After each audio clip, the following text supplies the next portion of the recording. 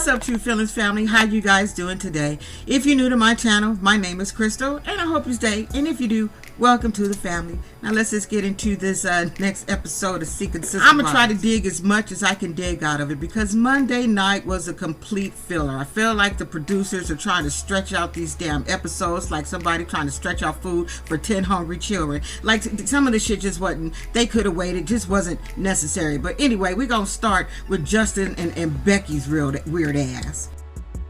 Now, Becky and Justin, they said they had to go to the regular dating sites because the poly sites, they just wasn't biting. They couldn't get nobody, wasn't nobody reaching out to their little weird ass asses. So they went over there to the other site and lied to a lady and got her to go on a date with his ass. Now, she pretty. I can say that she pretty. Becky says she fancy because she wears heels and she wears jewelry like she's fancy, and also said, well, this is his type, you know, Latino, Arabic is his type. And I thought when she said that, I'm like, then why the hell is he married to you? Then I had to go back and go, okay, you guys been together since teenagers, so neither one of you been able to date, so he probably didn't know what he liked until he got older. So I'm gonna give him a pass. So he go out on a date with this new chick. Now, what she's concerned about, she can't understand for the life of her why a wife would let her husband go on a date with another woman. Like, that's just not computing in her mind. She don't understand how that shit is happening. So they started asking each other about each other's lives. So told her he got 6 kids and she got 1. I don't see her going over there fucking with somebody's 6 kids to her 1. But she said she divorced. She gonna try something new. I think she's another one that's just gonna be curious and she gonna back the hell out. It ain't gonna happen. She ain't gonna be with the shits. So he continues to, you know, give her a little history on how the poly life works out. And she's still a little bit unsure because of the wife. So he's like, you know, she cool with it. She real cool with it. Once you meet her, you gonna see that she's cool with it. I don't know, y'all. The end of the day, it was a little creepy to me with him asking her to kiss him and shit, and she barely didn't want to do it. They didn't do the tongue. She did it. But I don't see them going on a second date. I really don't. I think this was probably their 3rd date. I don't see her coming back because she's just weird. And once you really think it over, he's got 6 kids. She got 1. She ain't entering that shit so she could play fucking mommy daycare to somebody else's kids, to her 1 child. I don't see it happening. So now the Davises come back. Y'all, how many ways, listen, last week she said she was okay with dating another woman, right? They already cleared that shit up. But now they said, now they got to bring the ferret in, so to let him know that she's okay with bringing another woman in and possibly dating and possibly getting married to a whole nother woman. And she's still shaking her head saying, yes, I do want to do this with their little s'mores. She goes behind to the producers and she says, I'm nervous and I'm scared. Which one is it? Please make up your mind, because you know you don't want to do it. But like I said, get a prenup if you marry another chick. But I don't see this happening. Even their little ferret man don't see it happening. She gonna walk off again. Because like I said, the chick that they brought her, she looked like a whole ass mess. So I just don't see, I think she gonna run off again. And she should. She too young to be dealing with this shit. Danielle and Garrett. So this episode, she let us know that she's pregnant. She tells her sister-in-law that she's pregnant. She's trying to get ready to go to Rio. I guess she's going to meet them in Brazil, and she is going to go to the wedding. However, she don't feel like she really want to go because Natalia don't want to do shit. Natalia ain't messing with her. She ain't talking to her. She ain't trying to be a sister wife. She feels like Garrett, she just want Garrett all to herself, and she feel like Garrett's gonna leave her. So she's got all these emotions going on, plus she's pregnant, plus she ain't told Garrett shit. So now she gets Garrett on the phone. And you guys, Garrett's an asshole. And I know you go, Garrett's an asshole. So she tell Garrett her ass is pregnant, and Garrett didn't do nothing but sit there with his mouth open and blink. He just he got catatonic for a minute, and I've never seen him blink before, and he just started blinking, and then he said it was a blessing. So Danielle is trying to tell Garrett how she feeling.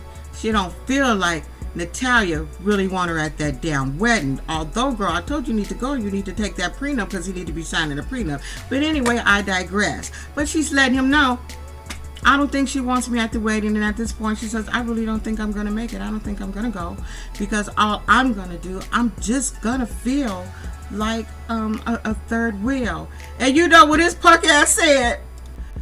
Yeah, but we would still like you to be there. I said, you're an asshole, sir. And I'm looking at her face. I'm like, did you just hear what he said? He just said you will be a third wheel if you come there. I don't know if you missed that, Danielle, but he did say that you would be a third wheel.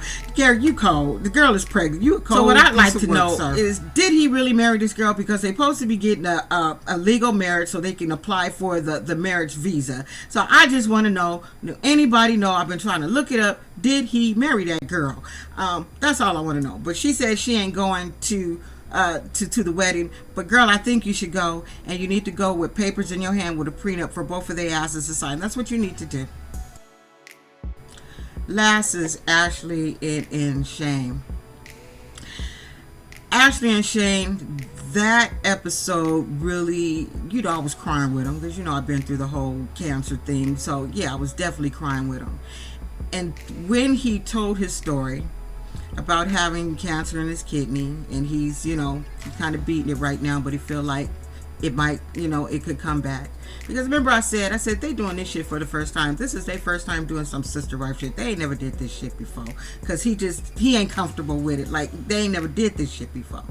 So now it just makes sense that he's trying to be a part of finding a partner for his wife. He can tolerate bringing in a woman, since she's bisexual. He can't tolerate bringing in another man, but he's okay to bring in another woman. So that's why he is so he gonna drill the shit out of you in an interview with his wife, if this is gonna be her life partner after he's gone. So that's what he's looking for. He's looking for someone to pick up the pieces once he's gone, and he'll be comfortable knowing that he was able to meet this person, and she's gonna be in good hands.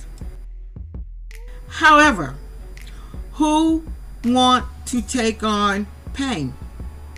I don't want to get into a painful relationship, because it just seems like it's a lot to have to deal with in a relationship. I got to deal with him getting sick, and then if he passed, then I got to deal with her emotions. I got to deal with kids' emotions. That's too many emotions for me to come into a relationship.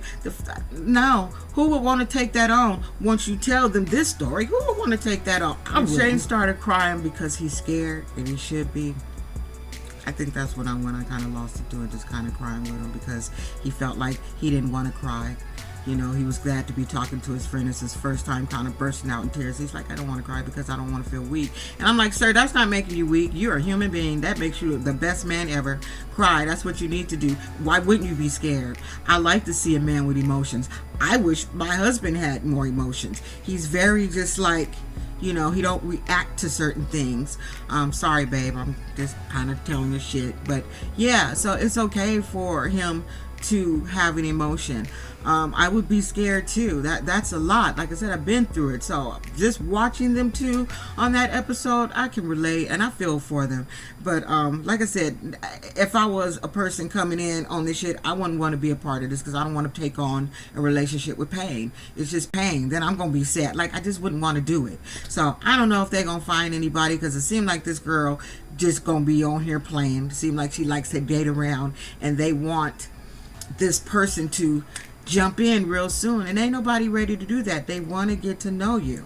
Plus, he needs to go for his follow-up, his screening, but he don't want to do it. They said they're scared, so he's like, I'm procrastinating on taking my screening. And I get it. I think in the situation, I would probably feel the same way. Like, yeah, I'm gonna procrastinate, maybe, but I get it. But sir, you gotta go. Anyway, the last part is the sad part. Anyway, don't be an asshole, y'all. I'll see y'all with something else later. Seeking Sister Wives was a drag. And this one, Shane and Ashley, that was, I don't know, that's the realest part of reality. Finding some real reality. A reality that's sad to hear, but that's reality TV for you. Don't be an asshole, y'all. Bye.